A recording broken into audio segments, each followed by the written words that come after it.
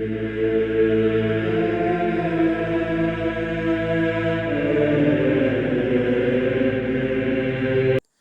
Guys, welcome to my channel অনির্তুস live.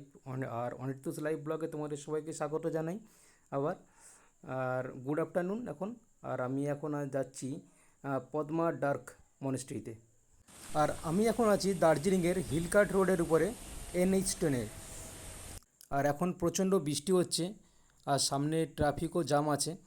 আর আমি এখন চলে এসেছি ডার্ক সাকানাগা মনেস্ট্রির সামনে। এই মনেস্ট্রিটি তৈরি হয়েছিল 1971 সালে। আর এটি একটি তিব্বতীয় মনেস্ট্রি।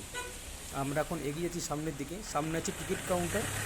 টিকিট কাউন্টার থেকে টিকিট কেটে আমাদের এই মনেস্ট্রির মধ্যে ঢুকতে হবে। আর চারিদিকে নকশাগুলো দেখুন, কারুকার্যগুলো দেখুন, খুব সুন্দর, একবারে ছবির মতো সাজানো।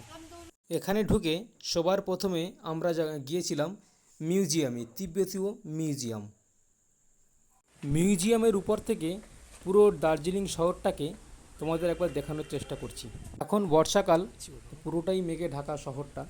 আমি যতটুকু পারলাম তোমাদের সামনে তুলে ধরার চেষ্টা করলাম। এই যে জায়গাটা দেখতে পাচ্ছেন, এখানে আপনারা চাইলে মোমবাতি জ্বালাতে পারেন।